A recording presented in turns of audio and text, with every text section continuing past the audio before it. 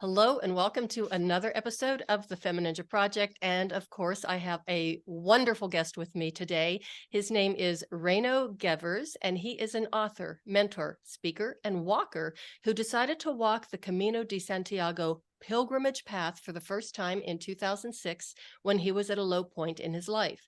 That experience changed his life forever. Since then, he has walked this ancient path more than a dozen times, leading to life-changing spiritual insights and transformation. His mission is to serve others to help them find their passion, purpose, and authenticity. He is also the author of the thought-provoking novel, Walking on Edge, A Pilgrimage to Santiago, the enlightening nonfiction book, Deep Walking for Body, Mind, and Soul, and his latest book, The Turning of the Circle, Embracing Nature's Wisdom for Purposeful Living. In addition to his literary pursuits, Reino shares his wisdom and inspiration through his weekly podcast and blog, Living to Be, dedicated to empowering individuals to embrace their true purpose and live authentically. His engaging content offers practical guidance, mindful practices, and uplifting insights. Reino, thank you so much for being here. I really appreciate it. I'm so happy to be with you. Thanks, Cheryl. Your story is truly amazing. And, there's so much more to your story than I could possibly cover in an intro. So I just want you to share with the audience where you were at that low point in your life and why you decided to walk the Santiago pilgrimage path the very first time. Well, I was in the media industry for more than 20 years working as a journalist, and I covered many of the great world events like the fall of the Berlin Wall. I witnessed Nelson Mandela shortly after his release from prison, and I covered the first democratic elections in South Africa and that transition to democracy. I was in the Gulf area after the first Gulf War, so it was a very interesting time seeing history being made. But then the entire media industry started changing with the whole digital revolution. And I increasingly felt very unhappy in the work I was doing, mainly regurgitating news in a newsroom. And I was at a pretty low point also in my relationship at the time. And a good friend of mine said, well, I think you should take a time out. And why don't you walk the Camino in Spain? I'd never heard about it. So I did some research and I read Paulo Coelho's book, The Pilgrimage, and I finished it in one night. And a few days later, I took a flight to Spain and I did my first walk. So that's really interesting that you didn't even know about the trail. And I think if you can tell us a little bit about it, maybe its history, because I think a lot of people have never heard of it before. I hadn't until probably a few years ago when I met somebody who had walked it.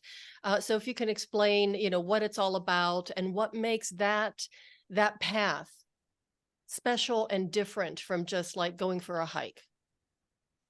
Yes, well, it goes back to medieval times and even way before that. Actually, we now know that the Celts also used this path as a path of ritual, worshipping the mother goddess. And you still find traces of the mother goddess on this ancient path. And the Christianity then reinvented this as the path of St. James. And it basically got lost in history after about the 17th, 18th century. And then a Catholic priest in the early 1980s started researching these ancient paths, and he started marking the path with yellow arrows.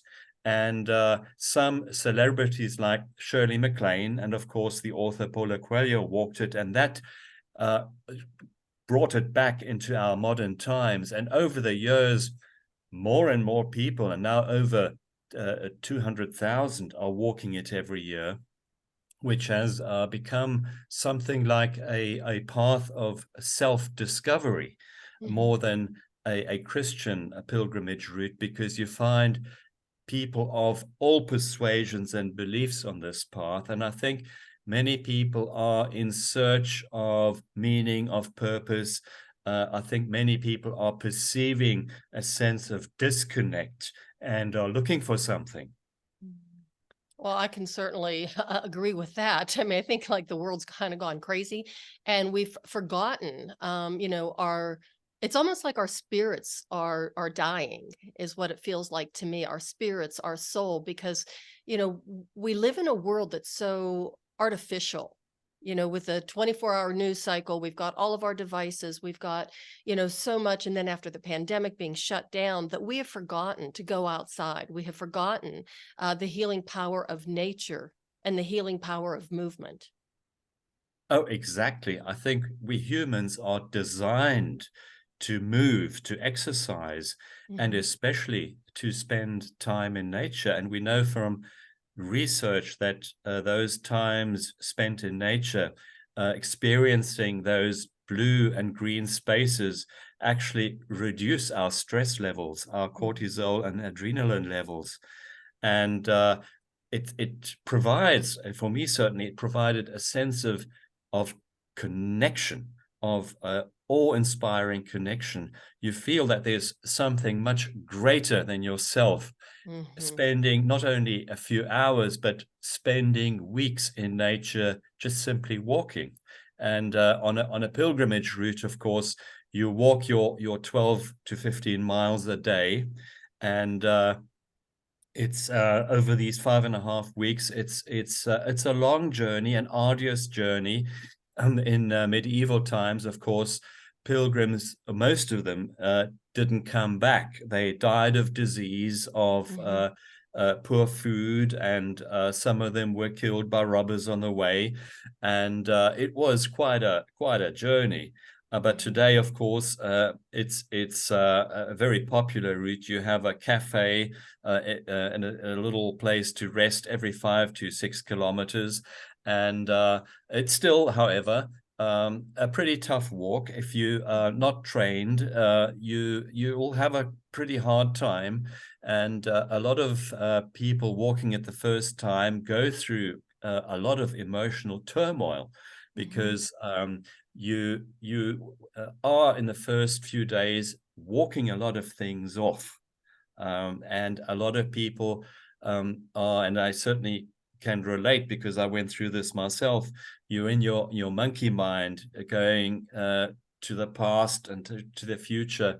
And after uh, a couple of days going through really low moments, uh, I call those flat on the ground moments. If you push through that, Mhm. you start really experiencing those happy moments, those feelings of connectedness with nature. And the amazing thing was that on some of my walks, you can actually feel nature coming closer.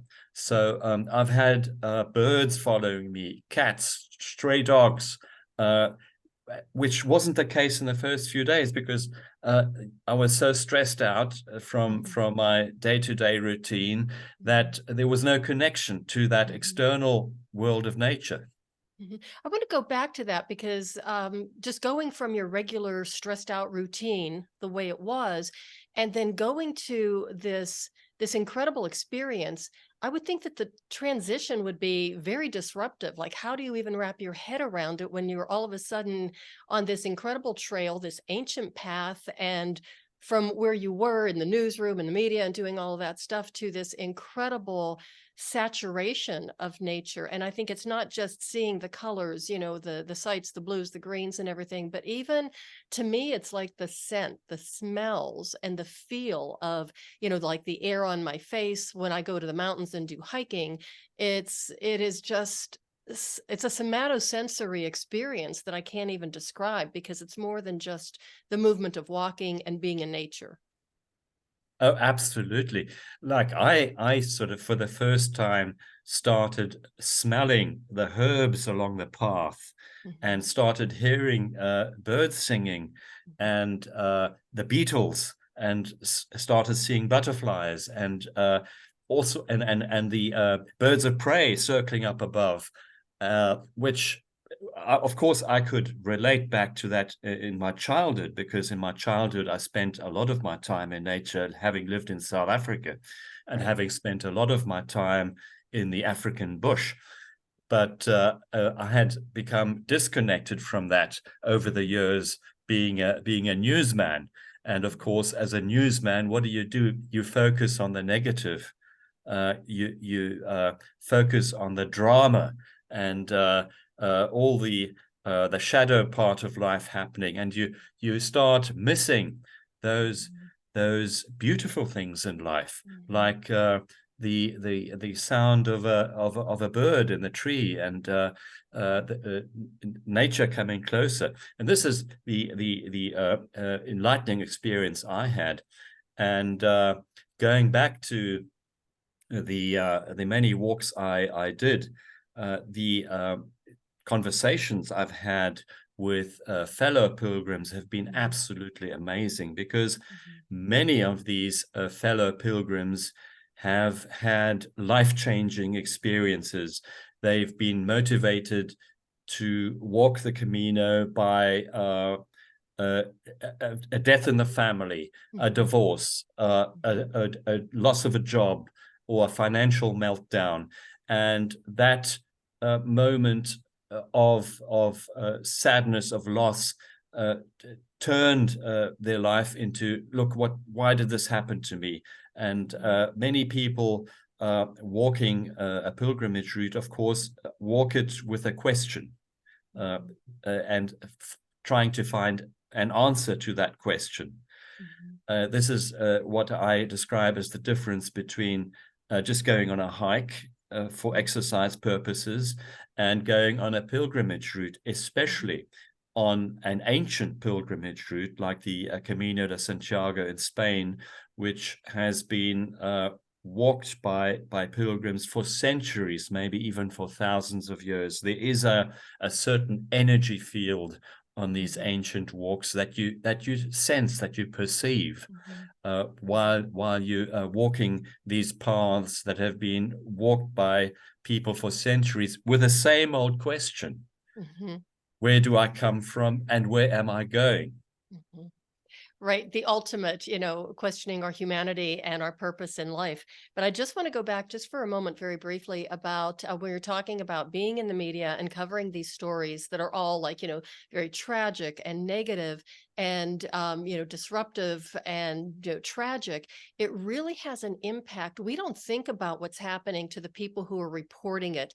And I remember one time when we had a terrible tragedy, I think it was in Texas several years ago, and I remember looking to the reporter or looking at him and watching him. And I looked at my husband and I said, I hope this man gets some therapy when this is over, because he just looked so devastated and heartbroken. And I remember several years ago reading a book about a newswoman who, had some really incredible difficulties. And the title of the book was But Inside I'm Screaming. So it's so interesting that you're going through this and you're reporting these stories, and you have to do it in a way that's almost very detached and professional, so you can get the story across. And I was in the medical profession for 40 years. I was a respiratory therapist for 20.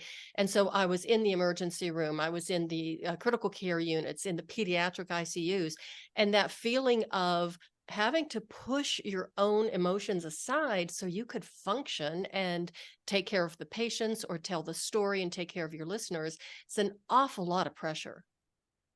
It is, because you are supposed to be professional. Hmm. You're supposed to stay neutral, but of course you're a human being, and on a subconscious level, it does something to you.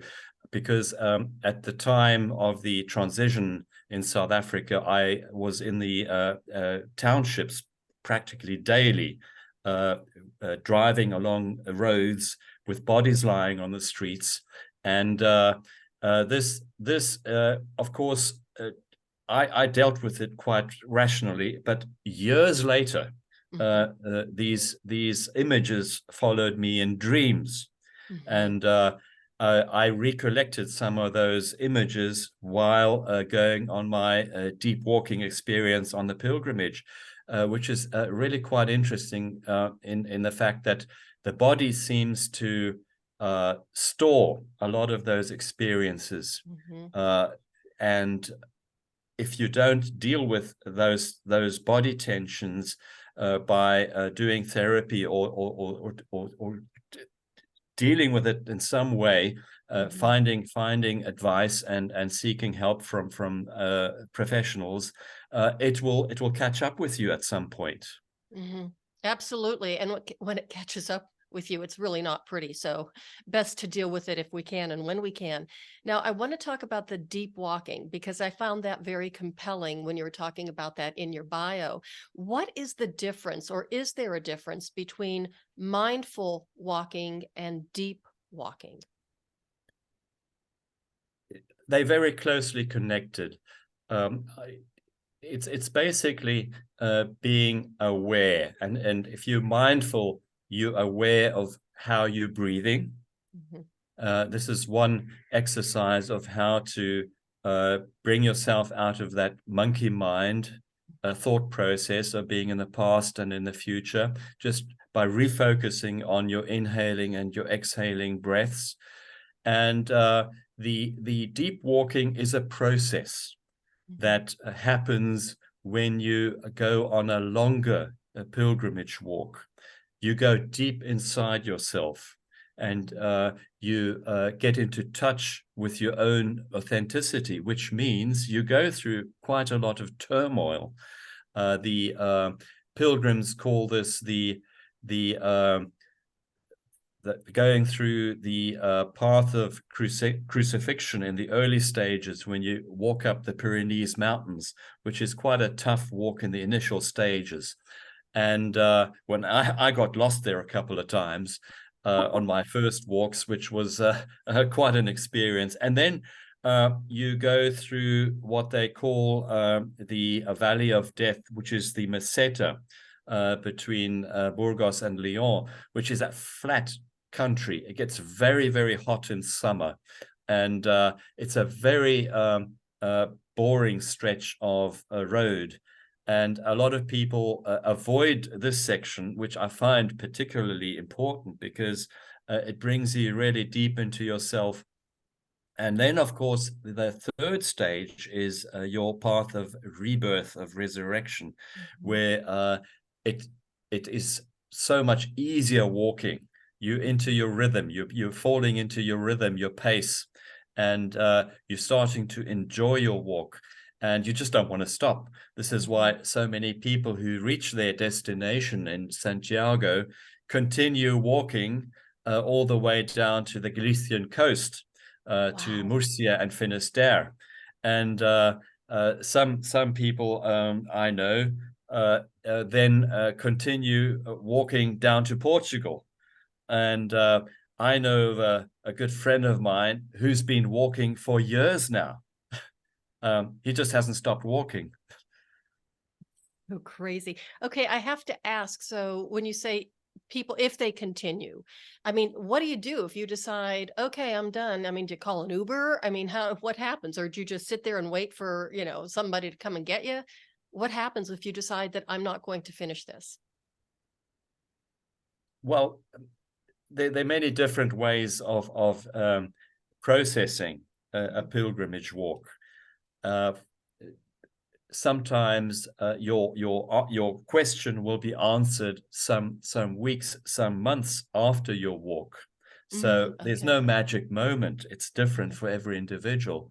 And this is why some people continue walking, because they're still searching for some answer to something that's burning inside. And the whole nature of a pilgrimage walk is, of course, to be in the moment, to become attuned to the whispers of the universe, which is trying to tell you something.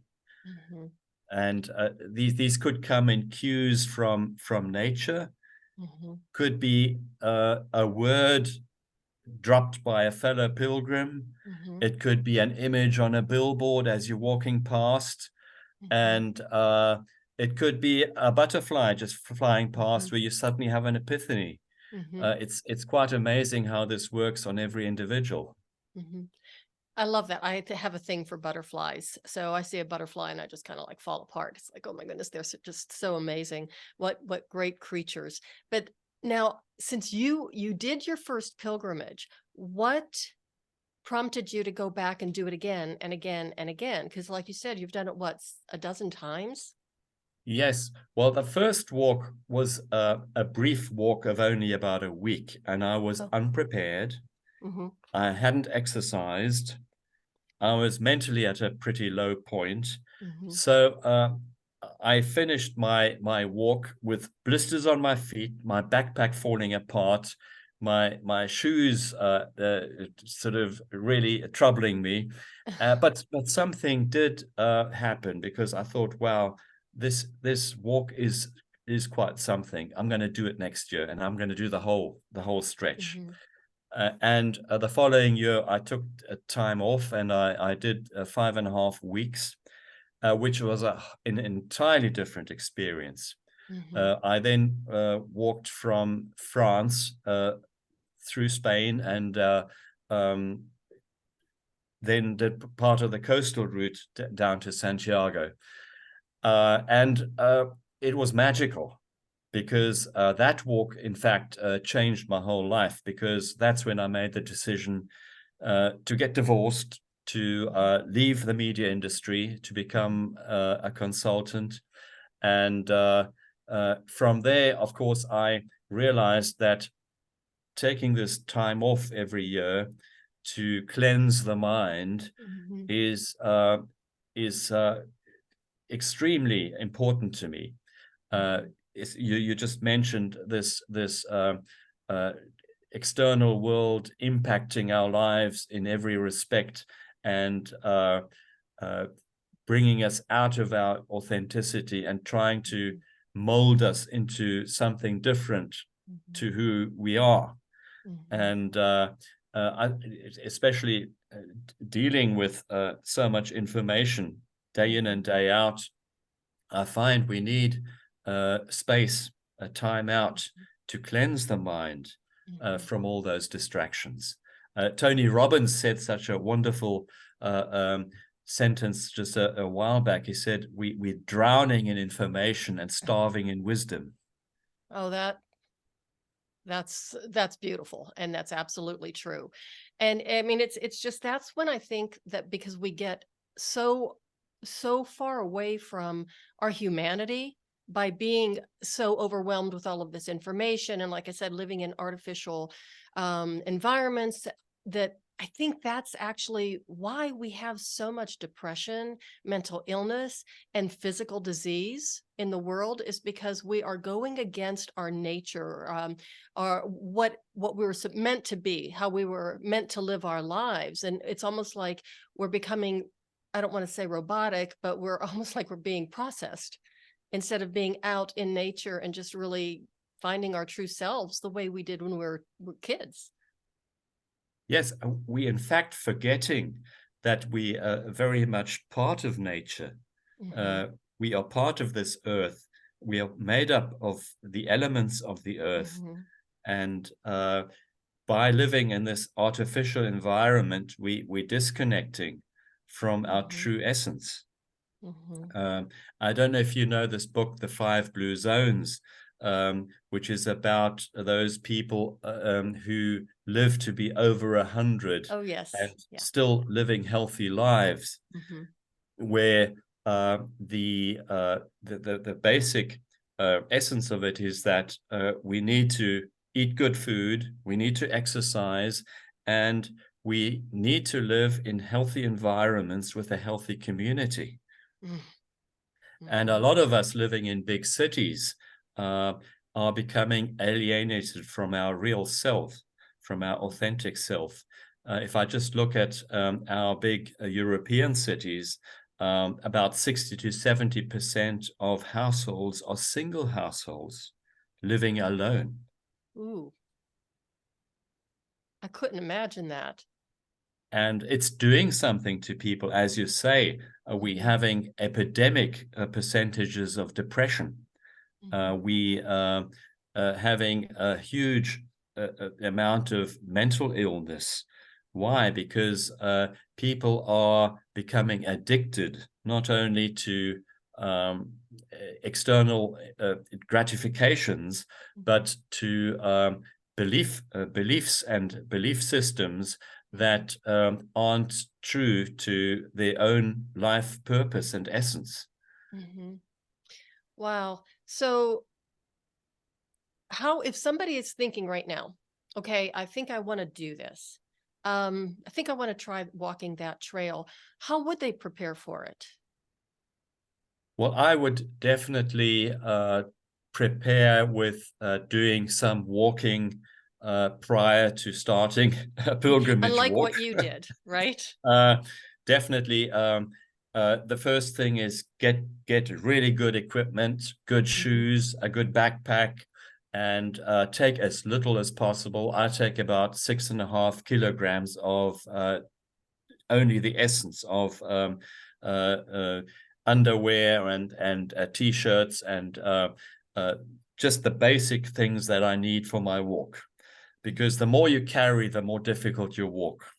And Mhm. you immediately recognize new pilgrims by the huge backpacks they carry, the huge loads they have on their backs. Uh-huh. And this is symbolic of what they're carrying, what load they're carrying through life. Right. Um, but as they go along, they start throwing away things because they realize they don't need most of those things. Mhm. Some more symbolism there. Yeah, oh, absolutely. Yeah. So Would you? exercising, doing a daily walk of your 10 to 15,000 steps a day Mhm. would prepare you quite well for that walk. And um, it's not dependent on age. I've seen people well in their 80s doing the entire walk. Wow. Okay, because I have a really big birthday coming up in 3 years. Okay, it's 3 years, but I'm a planner, and so working on this 3-year plan to what do I want my life to look like when I get to this big birthday. And so, anyhow, I'm going to put this on the list. I don't know if it'll be done in 3 years, but that's something I would really like to do. And everything I've done in my life, it's a later age, So I thought, how cool would that be if I just did something like that in my 70s or my 80s and, just prove to the world that you can do anything that you really want to do and put your mind to. It doesn't matter what your age is. Oh, absolutely. You're so right there because the mind is so powerful, Mhm. uh, more powerful than your physical body. Mhm. I met a Dutch pilgrim, 84 years old, who started his walk from his home in Amsterdam, walked all the way through France, then down to Portugal, and all the way back. Wow. Now, did he write a book about it? Because I'm just thinking, that would be an incredible book. I mean, if he's done the walk, he might as well write it. Yes, yeah. Mhm. Which just showed me. Well, he looked much younger than he was, Mhm. and he actually showed me his passport to prove how old he was. I absolutely love that. That's so funny. Okay, so where was I going with this? I'm thinking, oh yes, speaking of books. So talk about your books and of course, being that you were in media, it must have been a natural transition or segue to say, okay, I'm going to write about this experience. So just tell us about all of your books and what was the catalyst that you decided I'm going to write about this Well, experience? I felt the need to put out into the world my own experience on the Camino de Santiago, and of course, there've been many books written about the Camino. Many pilgrims write about the experience, but there aren't many books about the spiritual experience Mhm. that you have on the Camino. Mhm. Either people are too shy to really talk about it or to write about it. And my first book on the Camino, this is Walking on Edge, Mhm. which is fictional, which is basically a compilation of the conversations I've had with fellow pilgrims about their spiritual experiences on the Camino.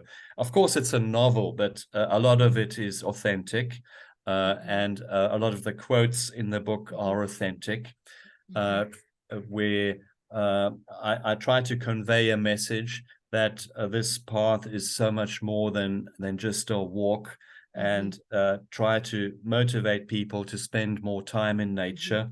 And that then evolved into my next book, the Deep Walking, which is a nonfiction book with many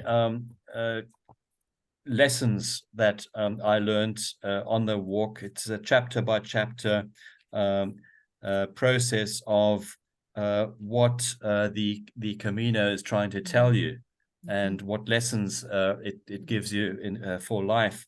And of course, the latest book, The Turning of the Circle, is all about the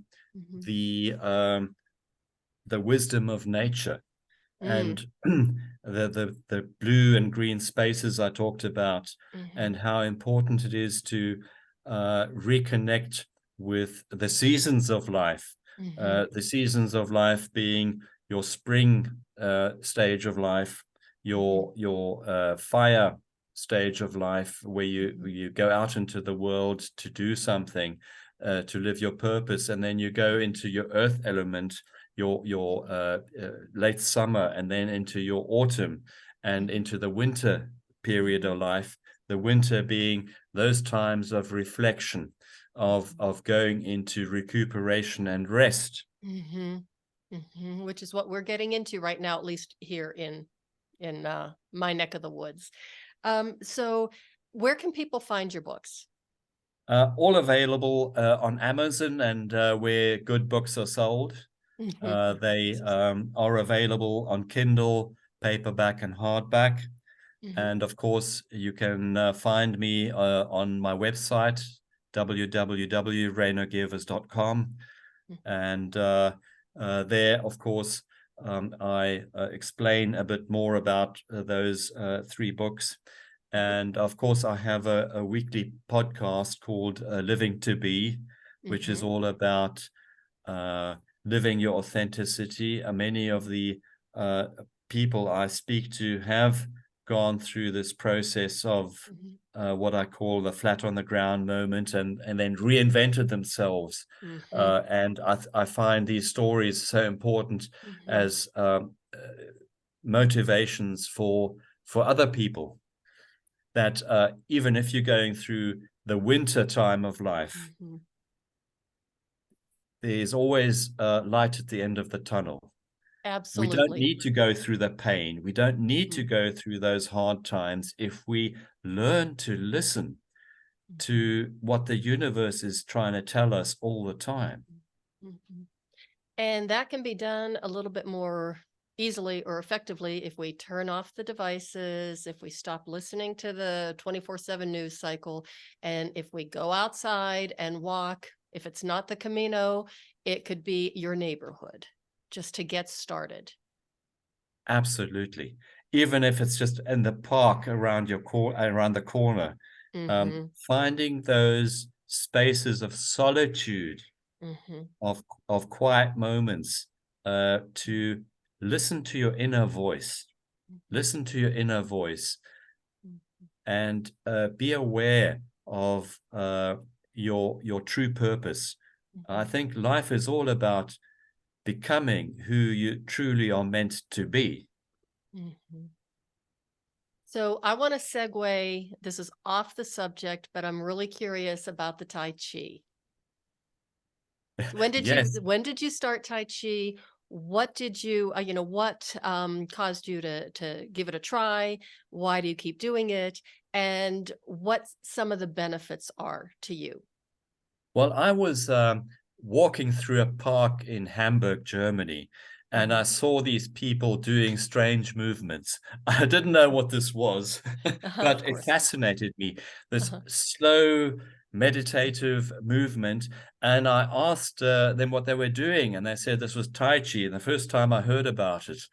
And I found out who the teacher was, and I did my first lesson.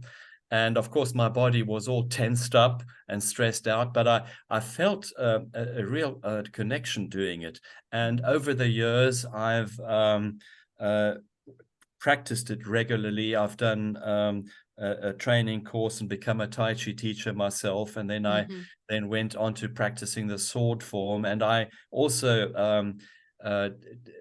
do the Tai Chi form on a daily basis when I do my walks on the Camino Mhm. uh, early in the morning and then in the evening after I finished my walk, which is additionally one way of reconnecting.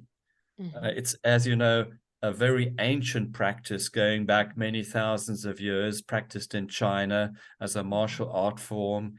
Mhm. And I can't do without it, quite Mhm. frankly. Mhm. Oh, I completely understand that. I began my martial arts training at the tender young age of 47, and I did not go willingly. And it's an ancient Japanese martial art based on the art of the ninja and the samurai. And, like I said, I did not go willingly, but because I knew I was going to hate it. And I did not hate it, obviously. And 10 years later, I became my teacher's first female black belt. And that was 20 years ago. And I'm still training 3 times a week. And, that's just part of what I do and who I am. It's an amazing art.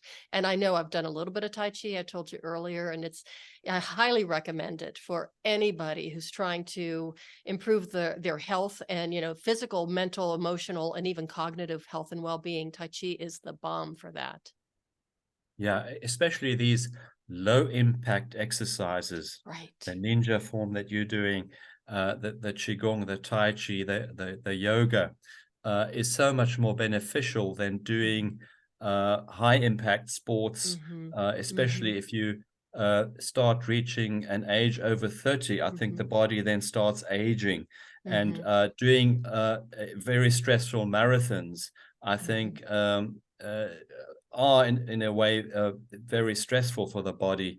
This is why we sometimes see people having a heart attack while doing a marathon. It's because the body is stressed out. You're pushing Mm-hmm. your body too far. Mm-hmm. Mm-hmm. You're not listening to your body. You're not listening to your own boundaries.